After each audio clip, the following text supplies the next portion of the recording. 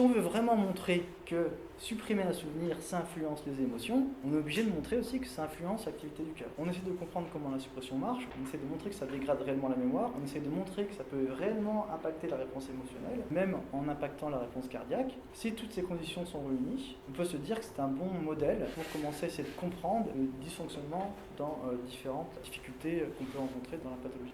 Alors on repart sur notre paradigme de think nothing, et cette fois-ci on va mesurer la réponse cardiaque de la personne lorsqu'elle voit ces images-là. On va la mesurer avant et on va la mesurer après. Et ce qu'on observe habituellement quand on présente une émotion négative à une personne, c'est que le cœur va ralentir et réaccélérer à la vue d'une image qui est plutôt déplaisante, voire dégoûtante. Ici, la ligne bleue, c'est la réponse cardiaque quand on présente une image neutre. Le cœur ne varie pas beaucoup.